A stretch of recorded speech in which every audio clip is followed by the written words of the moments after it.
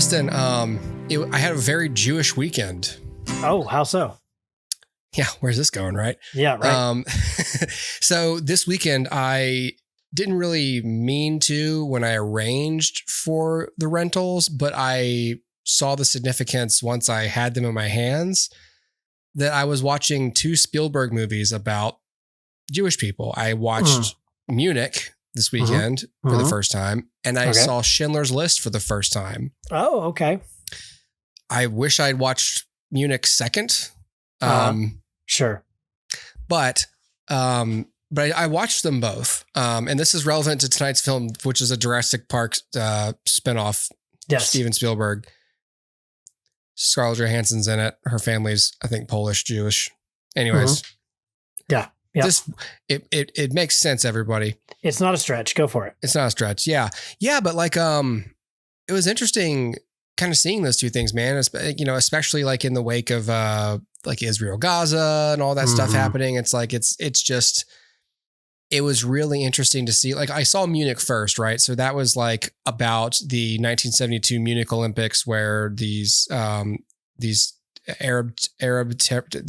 from the Arab states, killed all these Israeli athletes in this hostage situation. And of course that was all about other attacks that had happened before that and retaliation, this and all that.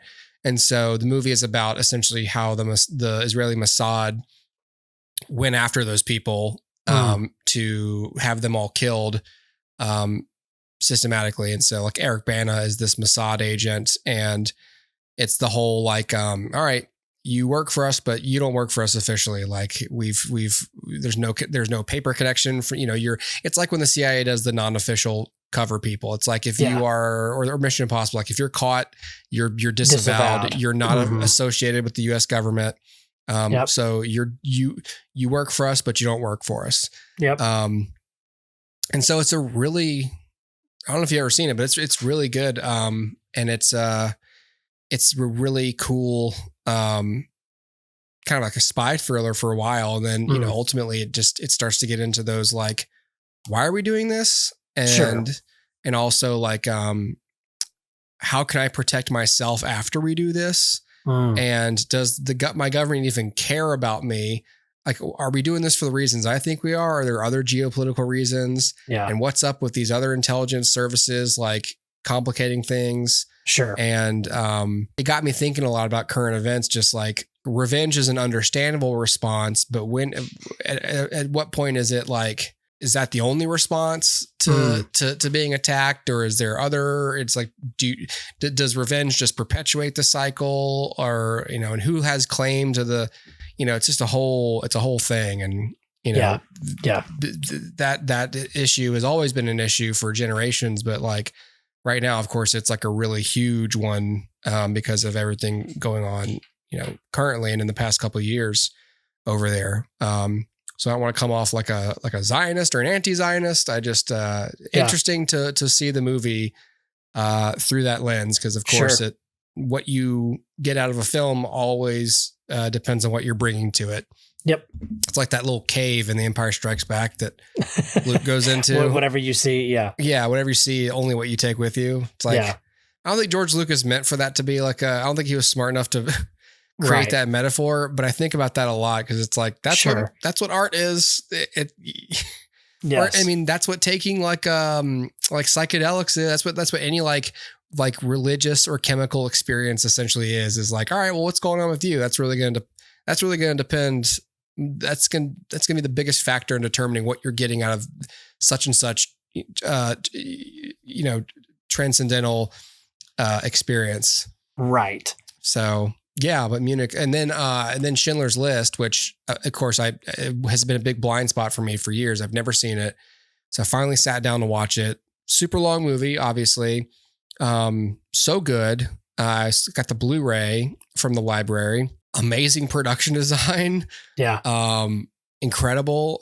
Really great performances, and super unsettling and scary and prolonged sequences of, suffering, human suffering, and things that really happened. The purging of the liquidation of the ghetto at Krakow, and there's probably some break with reality somewhere in Oscar Schindler's arc, but seeing it through the eyes of like just someone who's like sees it as a good way to make money during the war and then becomes like very concerned about the human cost and the human rights abuses happening, obviously, and just where it ends and everything. It was a really, really good film. I think it should be required viewing. It's one of those, it's like kind of like Judgment in 100%. Nuremberg, where we talked, which is about trying all the Nazis after the fact, like in the 50s or 60s it was. But it's like one of those where it's like, yes, this is a film and it is somewhat, we're playing with events a little bit and we're changing names, but there is historical significance to this. And it's like for a very distilled view, like this is what people almost should watch in schools, to be honest. Yeah. Like, yeah, like, I did see it in school. Okay. Wow. Yeah. Like, hey, we're going to learn about the Holocaust. The most condensed way we can explain this to you is by watching this really great Steven Spielberg film about it. And then we'll talk about it after the fact. Like we'll study the facts and stuff, but like, we're going to watch the movie first just to give you a picture of it. And that will ultimately provide context for everything else we're going to tell you about it. Right. Like instead of, because I'm sure there's been like 17 billion documentaries about the Holocaust. And it's there's only so much that can do. And photos and stuff like that can do, where it's like, but a film story that's the utility, man. So this had real utility. It was something, man. Yeah, it's a good movie. I need to rewatch it. I haven't seen it in a long time. But yeah, the first time I saw it was in school. That's crazy. And I remember there's at least one sex scene in the film. Yes. And I remember the teacher having to run over to the TV and hold up a clipboard in front of the teacher. And like, hey, it's fine. Nobody look at this. I remember we watched Saving Private Ryan in school. Did you? And the teacher was just like, there's a lot of cursing in the movie. It's whatever. You guys are grown up kids, right? He's pretty sure that you guys can handle this, right? Because that very first scene is like, what the fucking fuck. Yes. It's like there's just no way to. Yeah. What are you gonna do? Yeah. Yeah, unless you take that into your own timeline and bleep all of it and then re-export it, burn it onto a disc, and then there is still a company called CleanFlix. Oh, really? Okay. Their whole model is we edit movies to where there's not sex and nudity and cursing and too much blood. Pretty much like we edit movies down so that your family can see them. Yeah. I'm like, okay.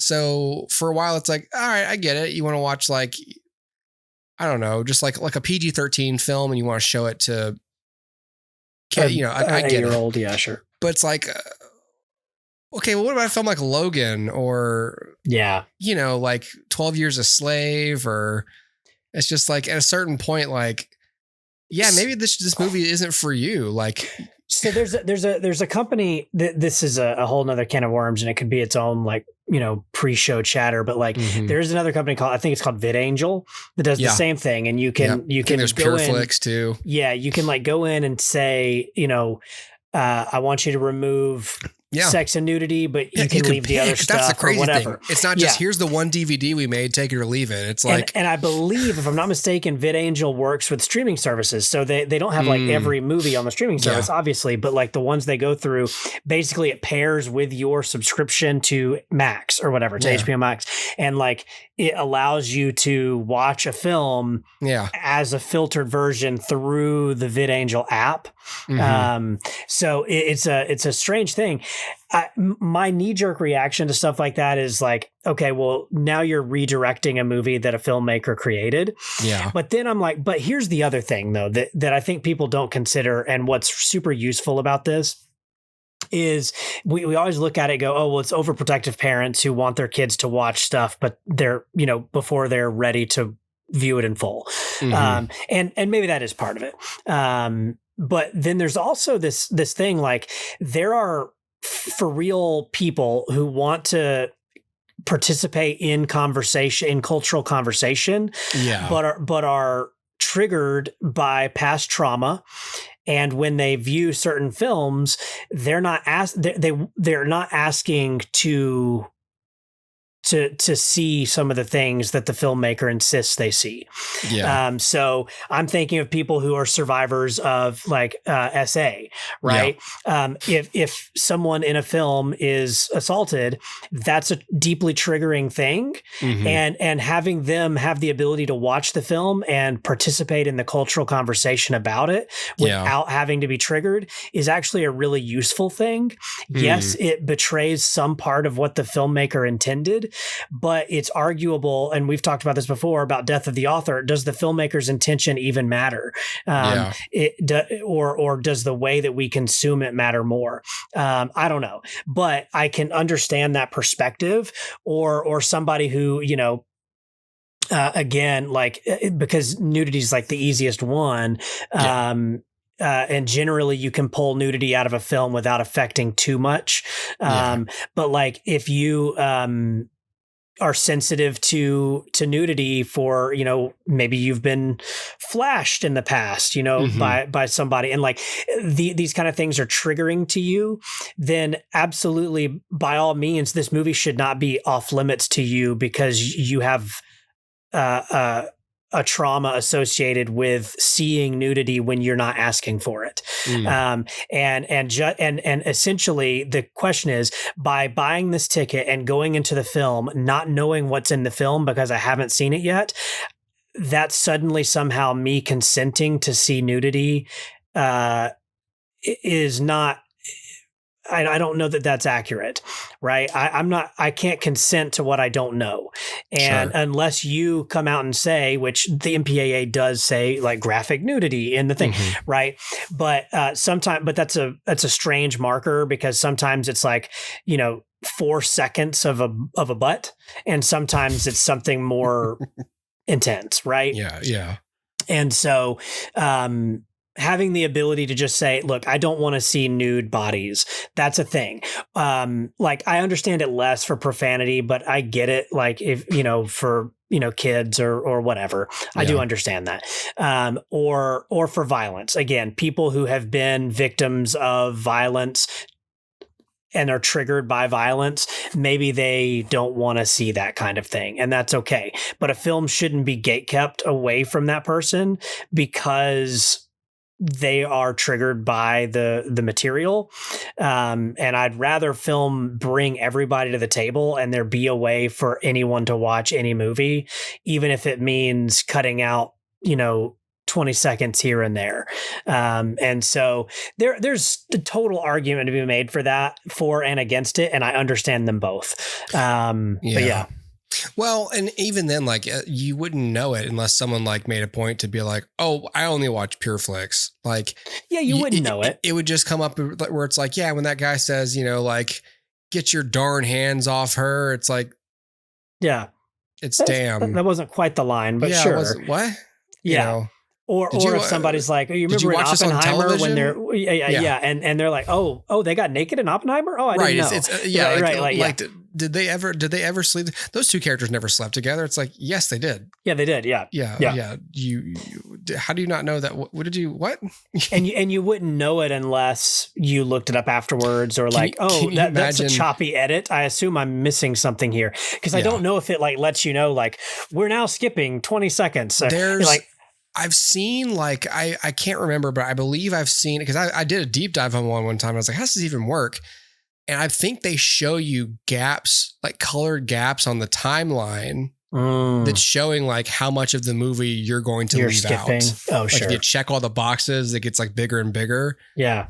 Which it's even crazy. It can even do that. I suppose it's some kind of like algorithm or something that's like just scans for nipples and like guns and, smoking. Or I wonder if it's like a pure like manual process that somebody's sitting and logging all of this for films and time code and feeding that into some. Well, if that was a thing, that job has been replaced by AI now. Yeah, I'm sure. There's no way. Absolutely. Golly. There's no way somebody's sitting there going like, yeah, I gotta watch Oppenheimer for the 8th time because I think I need to make sure I'm didn't miss a nipple. Oh yeah, I have to spend all of August watching all of Scorsese's movies, and categorizing every transgression in those. And like pausing and frame by frame and background shots, time codes. Because like all the 80s movies where there's like nude or people just mostly extras. Nude, like photographs from like a magazine cut out and put on a teenage boy's wall or whatever, and like now you have to categorize all of that as nudity. You have to watch the movie at half speed just so you can so you can eyeball it. Jeez. Yes, exactly. Wow. Yeah. Can you imagine hey, Bob, what do you do? I'm a nipple scanner for PureFlix. all I do all day. That's it. Just looking for nipples. Look at nipples and write notes. If you need to find a nipple, I'm your guy. I know exactly. Look at this. 1 hour, 7 minutes, 12 seconds. You got nipples. It's like how Knocked Up, like that's what those guys did. Do you remember that was like what they did for money, was like they scanned films and logged nudity. Yeah, but that was for the opposite reason. Right. Yeah. It was for, I just remember too, one of the best jokes of that movie is, oh, you mean like Mr. Skin? And it's like what? And then they go to the Mr. Skin and Joni Hill's like, how the fuck do we not know about this? Like, yes. I think it's Paul Rudd who goes, oh, you make Mr. Skin? And he does the smile like, Mr. Skin? Yeah. Yeah. All right. That's funny. All right. Cool. Well, let's talk about Jurassic World Rebirth. Yeah. Dr. Henry Loomis, this is Zora Bennett. I'm a mission specialist. Sorry, what mission? This would be a medical breakthrough that could save countless lives. It comes from the largest dinosaurs on the planet. Oh my God. Fortunately for us, all these species exist in one isolated place. Can you be ready tomorrow? I can guarantee your safety. I mean, more or less. More or less? He's your guy? We're the best at moving things and people in and out of places they shouldn't be. Move up towards Barbados, avoid government patrol, but there aren't that many anymore. Why's that? No one's dumb enough to go where we're going. This island was the research facility for the original Jurassic Park. We need DNA from the 3 biggest dinosaurs. Do we have to get a sample from an egg? I suppose we could try and get it from the parent, but they're a flying carnivore the size of an F-16. Maybe we should make it quick.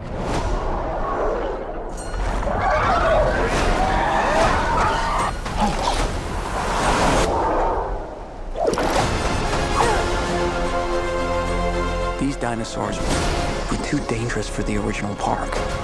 Please don't say they're raptors. They're raptors. The worst of the worst were left here. Come on! Duncan!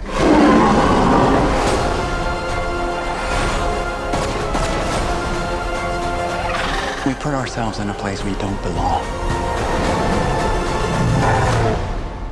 Survival is a long shot. What the hell are those? They're helping the mosasaur defend territory, stalk, hunt. None of what you just said is good.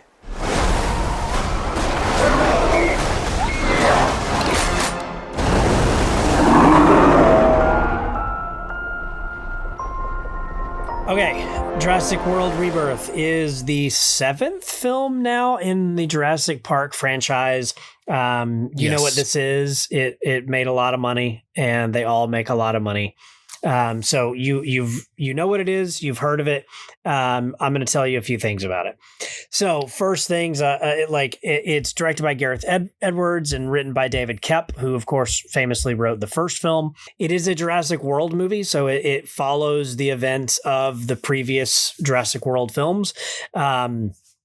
And in those films, this is a little bit of a spoiler. So if you have not seen Jurassic World or its sequels, this is spoiling some things. So after Jurassic World was shut down, the dinosaurs made their way off of the island somehow. I don't remember to a dude's house, and the dude was like a secret partner of Hammond or something. And in the house, he was hosting illegal auctions for the dinosaurs, and people were just like buying live dinosaurs. And then I think Chris Pratt stopped it, and the door and like all the dinosaurs escaped from the house. And so now the dinosaurs are roaming free, but I don't remember how they started to then multiply to where we get to Dominion, where like dinosaurs are like living among us again in like full blown dinosaurs. I don't remember how that works. I frankly don't care. This film builds on that, but also acts as a complete reset. So Jurassic World, obviously, like the idea was it was written as Jurassic World because it's just like it's a different theme park. Like it's a theme park and it's called Jurassic World. Yeah. But then they like retconned it to like, it always meant that we were building to this giant thing where dinosaurs are inhabiting the world again. Well, in this film, they're like, it's been a few years. No one cares about dinosaurs anymore. And the dinosaurs that were in the wild in habitable, like human areas have all died. And the only dinosaurs that really exist anymore are in the equator, like the small, like narrow belt around the equator where it's warm enough and dinosaurs like it there. So basically they're back on the islands they started on. Well, that's convenient. It's convenient, and dinosaurs are no longer really on the mainland. Like the film starts with like so wait a minute, Dominion or whatever, whatever the second one was, like that one, those two end with dinosaurs getting out, correct, and being all over the world, correct, and then the dinosaurs eventually go, oh, it's cold. Yeah, they don't like it. They die off. They can't reproduce, whatever, and then they move. They all like pack their bags and move back to the equator, and like they're back in Costa Rica. Thank God, because there's really no plan B to undoing that. Yeah, you can't undo it. But it fundamentally changes the series where it's no longer about a theme park or about like, humans entering a dinosaur habitat. It's now about like dinosaurs are in your habitat. Yeah. So it's a fundamental change of everything. But yeah, it's also like so it hinges on you to believe that all the dinosaurs are now only there again, and that people don't really care about dinosaurs anymore, even though they make a point to say like it's only been like 5 years or something. And I'm like, are you kidding me? Like dinosaurs come back and in 5 years we're all over it. So soon. Like I think this is supposed to be some sort of meta commentary. Like, sure, we made dinosaur movies and then no one cared 5 years later. And I'm like, that's because they sucked. But if dinosaurs actually came back, the dinosaurs ran out into the equator with the Epstein files. I bet but here's the other thing. This wouldn't happen because people go to zoos to see like lizards you could see in your backyard. Yeah. Like here's a turtle. I saw a polar bear once at the San Diego Zoo. You think I still don't think polar bears are cool anymore? Right. Half the things I share with you guys are polar bears almost killing people. Well, but think about it. Like you go to the zoo and there's like birds and you're like, I see birds all the time. Why is this cool? But somehow you still go to the zoo to see birds, and like you go to the aquarium to see fish, but you see fish all the time. Yeah. So if you're like, here's a T-Rex, in 5 years, I'm not going to be like, I don't want to see any more T-Rexes. Seen one T-Rex, seen them all. I'm like, I don't even do that about dogs. Like if my neighbor walks the same dog 5 days in a row, I want to see that dog every day.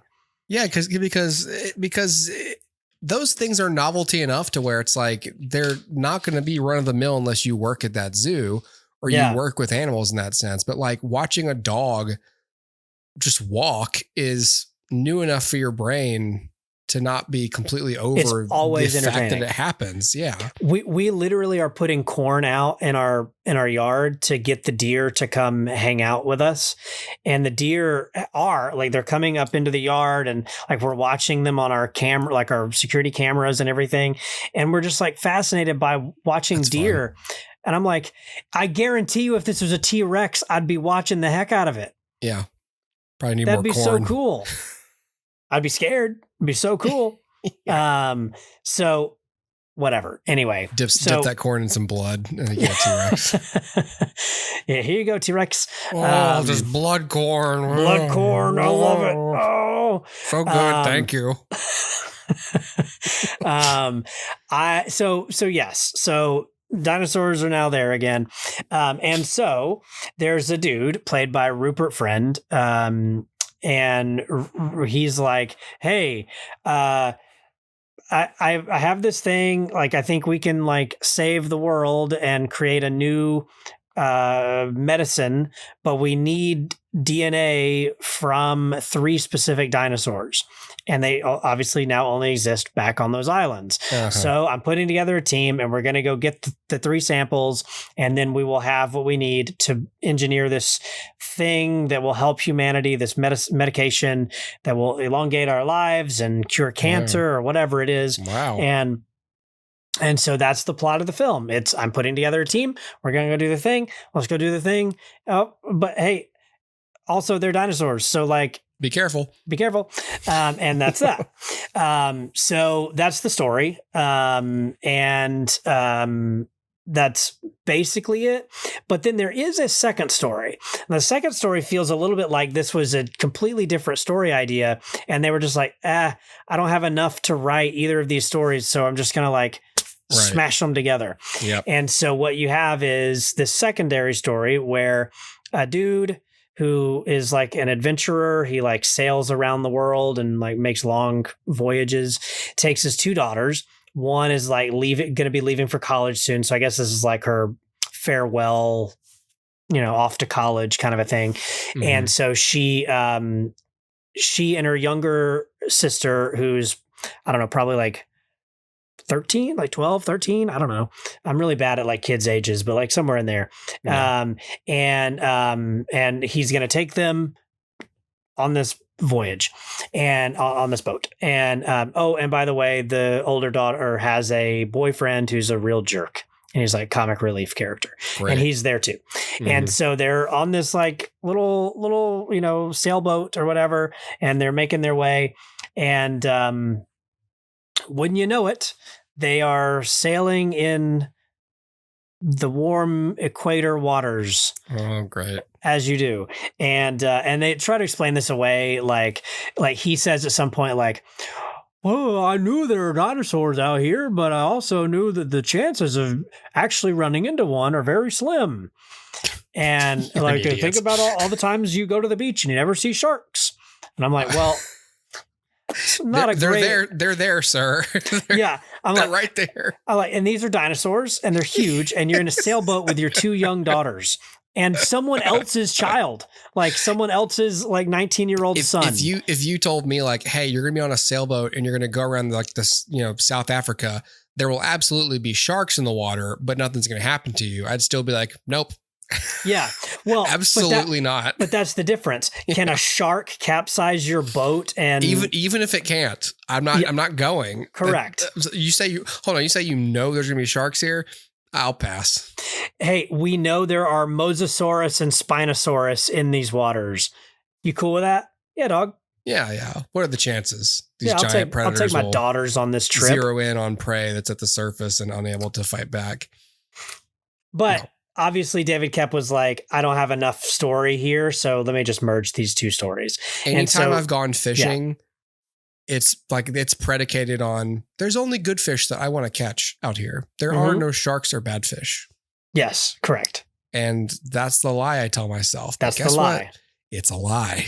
It's a lie. They're absolutely out there. That's exactly right. If I pricked my toe and dipped my foot in the water, I'd absolutely see a shark quickly. Yeah, absolutely. They'd be on you in a heartbeat. Yeah. But yeah, so the film stars Scarlett Johansson as woman, Mahershala Ali as dude, Jonathan Bailey as Dr. Dinosaur, Rupert Friend as Mr. Krabs, Manuel Garcia Rulfo as dad man, Luna Blaze as daughter. Okay, that's enough. And that's about it. Like, if you'd ask me these characters' names, I do not know them. I know that they called Scarlett Johansson Z at some point, And so IMDb tells me her name is Zora. Good to know now. Right. Here's what I'll say about Jurassic World Rebirth. This is better than the last 2 Jurassic World films. So if you're going like, I hated those movies, this is better. This does feel like a reboot, and it does feel like a return to form. Jurassic World was very much like new, updated, shiny bells and whistles Jurassic World, and then suddenly it's like the second film is more like well, I don't really remember the second film much, but they're in that, you never saw it, but they're in like a house. They're in a house for most of it. Okay.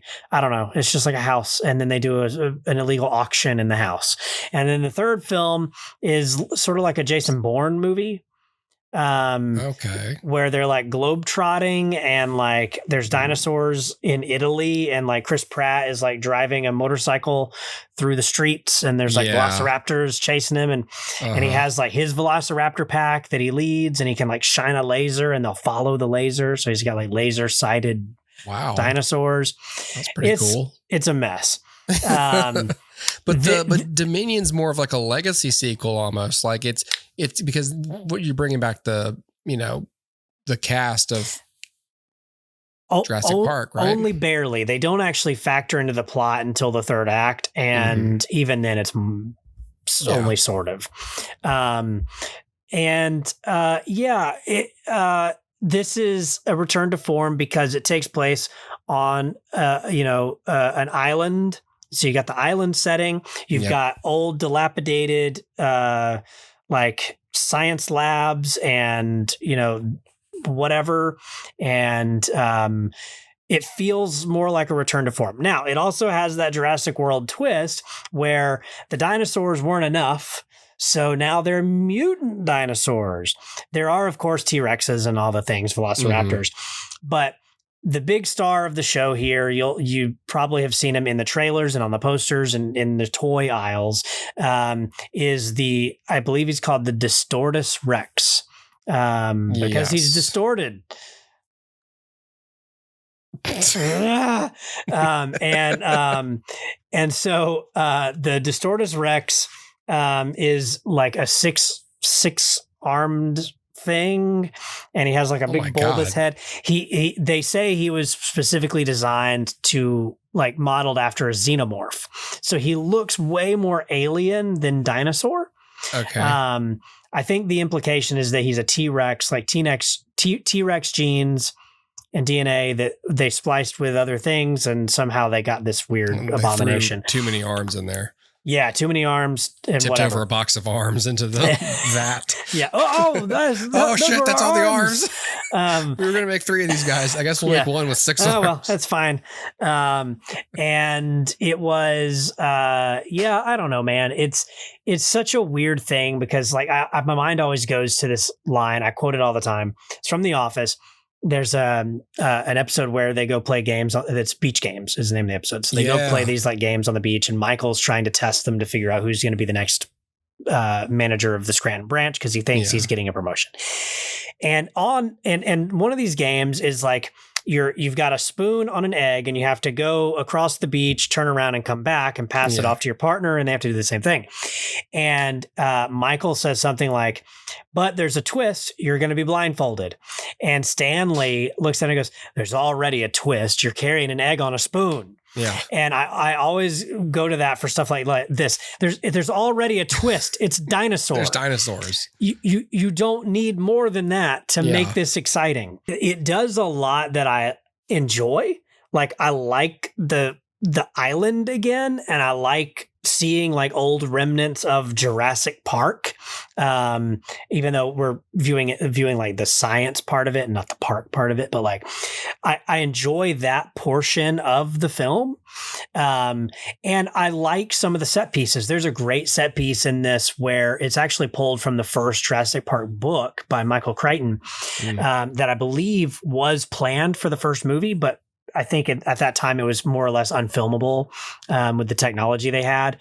But the set piece is there's a raft, like an inflatable raft on a river, people on the river, and a T-Rex spots them.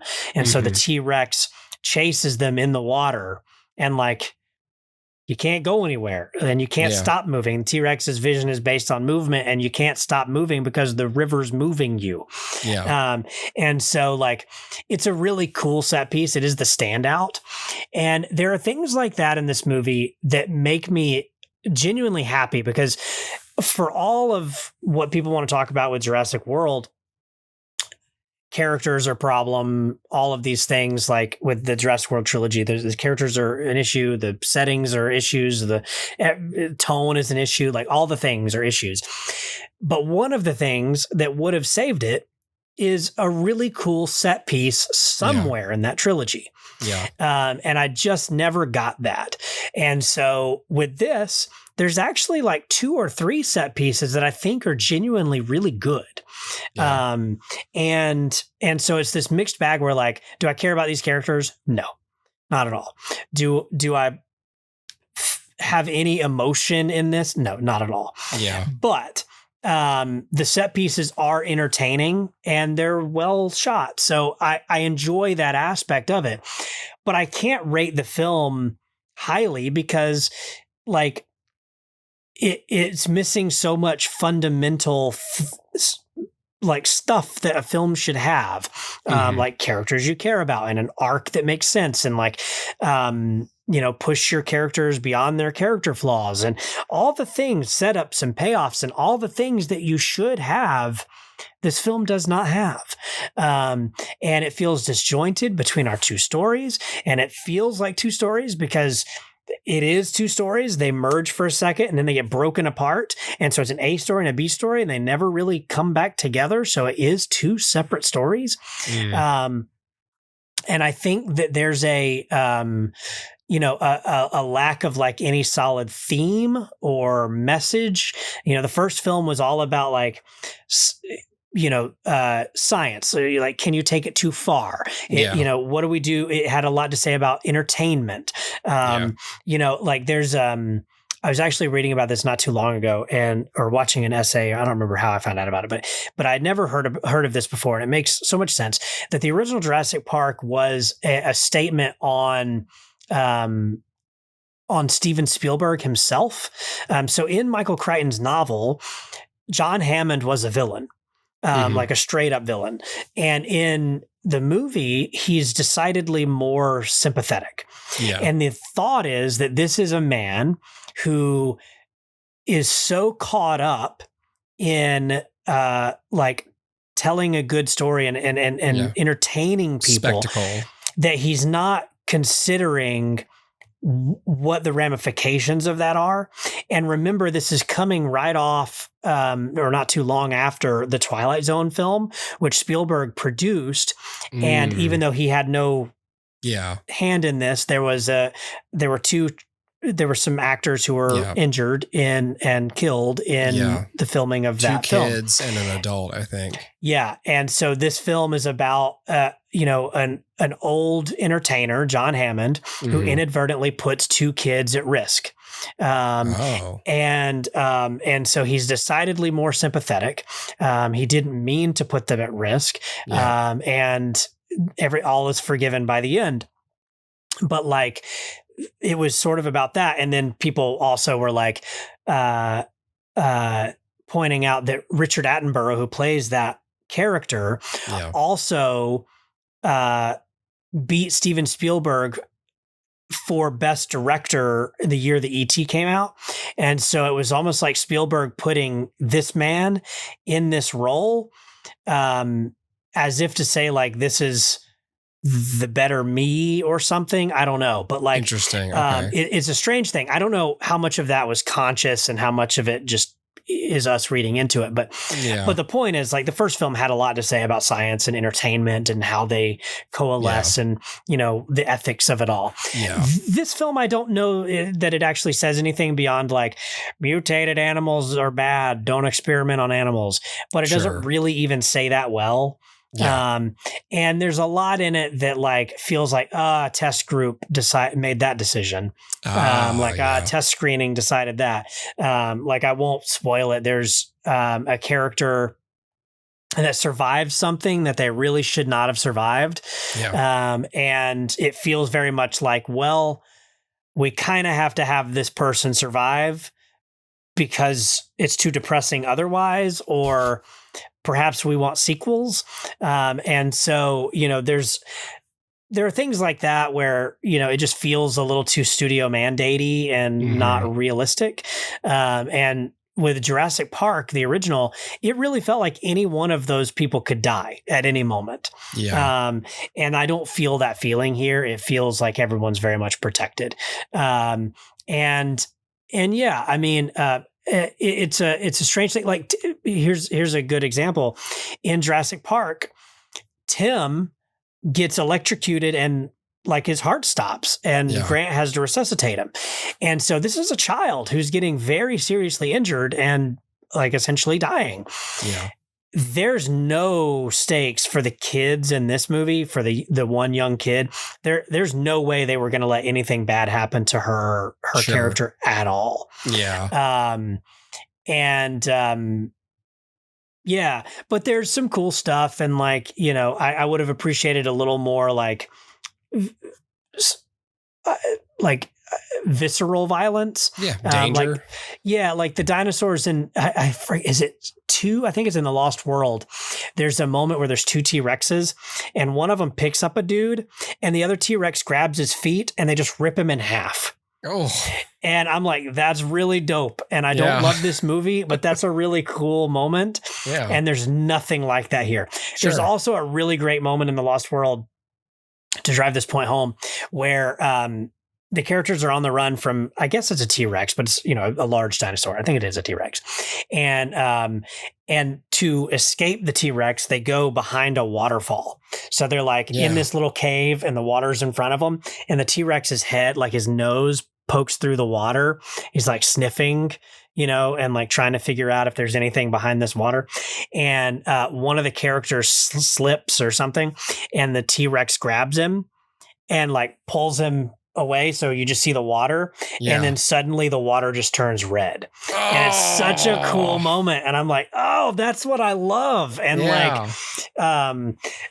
this film didn't have anything that cool or like visceral, but I would have loved for some brutality in this. There's also some like snarky, marvelly, jokey things, in this that is just par for the course with a blockbuster these days. Yeah. So it's a really mixed bag. I've heard people say this is like the worst movie ever made. I've heard people say this is the best since Jurassic Park 3. I err on that side. I do think that this is, I would rewatch this in a way that I would not rewatch any of the Jurassic World movies before this. Okay. So to me, it's better than, I would say, all 3 of the Jurassic World movies, but most certainly the last 2. And like, I love the original Jurassic Park. Jurassic Park: The Lost World is okay. Jurassic Park 3, I have a real soft spot for that. I've seen it 800 times. I may have told this story on this podcast before, but like my brother loved that movie. He was like the perfect age when it came out, like 8 or whatever it was. And like to just love that this is a dinosaur movie. And so he would come home from school and put on the DVD. And every day when I came home from school, it was at the exact same part of the movie because he had started at the exact same time every day. Yeah. And like, so I've seen that movie so many times. I have a real soft spot for it. I like it a lot. This is, I'd say, like on that tier list, if for me, it probably goes Jurassic Park 3, Lost World, and then this. Okay. And then the other 3 are kind of just not even on the list. And like, I'm okay with what they did here. The last thing I'll say is like, I think I've said this about like John Wick movies before. I'm kind of okay with a lack of character in those films because I know what I'm in it for is just like cool set pieces and choreography. And like, it's akin to watching like an athlete do something really cool. And I'm okay letting go of some of the things that I normally am sticklers for, or like I'm a stickler for with other films. Jurassic Park's a little bit the same way for me. I'm in it for dinosaurs and dinosaur scares and, you know, brutality. And this obviously is lacking things like character, and obviously is lacking emotion, and obviously is lacking a lot of things that I would normally fault a movie for. But because some of those set pieces are as good as they are, I'm okay with what it is. So it's 3 stars, 3.5 if I'm feeling generous that day. It's fine. But it's not like great. I think I would watch it again. I'll probably invite my brother over and we'll watch it at some point. Just because, again, we have that shared Jurassic Park thing. I don't think he watched any of the World movies, and I think I told him not to. And so this will be the first one that we've seen together since Jurassic Park 3. But I'm okay with that. So if you're on the fence about whether or not to see Jurassic World Rebirth, my advice to you is just wait for it to be on streaming or home video or whatever, because that's where you're going to be able to like save your money and your time and your energy and your effort. But if you have to like go buy this at full price and like hire a babysitter and make a thing of it, don't do it. It's not worth it. But if this is going to come to you nice and easy, totally fine. This is not a bad way to spend your time if you're only in it for the schlockiness of dinosaurs and them killing things. It does not capture characters the way the first film does. It doesn't even capture like the awe of these creatures the way the first film does. It lacks that Spielbergian touch that all of these films have lacked since his departure. And I would love to see him come back and do another Jurassic movie. It'll never happen, and that's fine. But yeah, before I saw this, I would have said this is a dead franchise. It deserves to be dead. Now I would say there could still be some life in this, but they're going to have to play it really smart. Are they going to? Probably not. But I have not grown. Here's case in point. Loop this back to the beginning of the conversation. I have not grown tired after 30 years of these films of seeing these films if they were done right. I'm not tired of that at all. So when that T-Rex was chasing the raft, I was in it. Did I care about the characters? No, but I was in it for the filmmaking and like the general theme parkiness of it. So I'm cool with that. And that's where I'm at. So let it come to you and spend an evening watching it. And I think you'll just okay, cool, fine. That's great. Happened. Cool. Bye. And that's my review of Jurassic World.